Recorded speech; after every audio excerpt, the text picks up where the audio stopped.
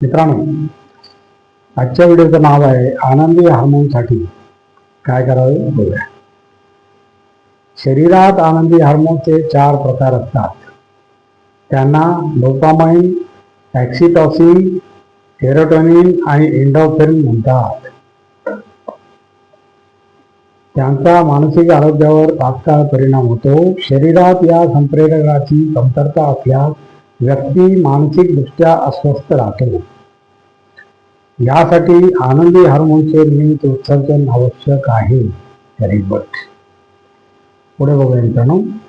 Dark chocolate खाल्ल्याने तुमच्यातील आनंदी हार्मोन्स वाढतो. त्यात कोको पावडर टाकली जाते, त्यामुळे एंडोर्फिन वाढतात. त्यामुळे तुमचे नैराश्य कमी होते आणि संशोधनातून असे समोर आले आहे की डार्क चॉकलेट खाल्ल्याने शरीराला एंडोर्फिन बूस्ट मिळतो. Very good. यामुळे आनंदी हार्मोन्स वाढतात. फार छान. ब्लूबेरी तुमच्या शरीरात आनंदी हार्मोन वाढवण्याचे काम करते. अरे वा.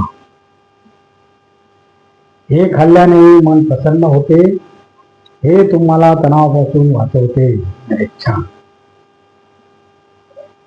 ब्लूबेरीमध्ये अँटीऑक्सिडंट्स असतात जे शरीराला तणावाच्या हानिकारक प्रभावापासून संरक्षण करण्यास मदत करतात. छान. ते व्हिटॅमिन सी चे चांगले स्रोत देखील आहेत जे तणाव कमी करतात आणि शरीराला तणावग्रस्तांना चांगला प्रतिसाद देण्यास मदत करतात. तुम्ही आहारात एवोकॅडोचा देखील समावेश करू शकता. हे तुमच्या मूड सुधारण्यासाठी देखील काम करेल. याशिवाय तुम्ही हिरव्या पालेभाज्याही खाऊ शकता. या पदार्थाचा आहारात समावेश केल्याने दिवसभर उत्साह जाणून तो पालक यासारखे पालेभाज्यामध्ये जीवनसत्वे आणि खनिजे असतात जी शरीराला योग्यरित्या कार्य करण्यासाठी आवश्यक असतात. Very good. ते मॅग्नेशियमचे चांगले स्रोत देखील आहेत जे शरीराच्या तणावाच्या प्रतिसादाचे नियमन करून तणाव आणि चिंता कमी करण्यास मदत करू शकतात. अरे वा. टॅमॅटो खाऊनही तुम्ही तुमचा मूड सुधारू शकता. अरे फारच छान. कच्चा नारळ देखील तुमचा मूड सुधारण्याचे काम करतो.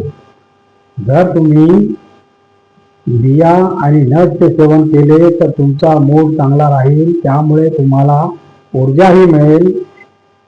लायकोपेन टॅमॅटोच्या कातड्यामध्ये आढळणारे चेरी टॅमॅटोमध्ये त्यांच्या पृष्ठभागाच्या मोठ्या क्षेत्रामुळे केंद्रित आहे. हे प्रो इन्फ्लॅमेटरी रसायने तयार होण्यापासून टाळते, ज्याचा शास्त्रज्ञांनी नैराश्याशी संबंध जोडलेला आहे. आणि अशा प्रकारे मित्रांनो आजची पहिली टीप संपली. आता दुसरी टीप बघूया. दुसरी टीप आहे मित्रांनो, हृदय निकोप ठेवतात ही गोड आणि आंबट द्राक्षे. काय ते बघूया.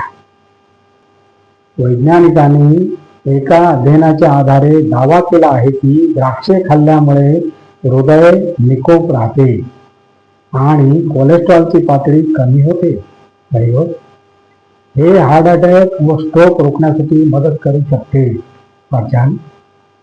संशोधकांनी मायक्रोबायोटॉकचे विश्लेषण करून लावला शोध.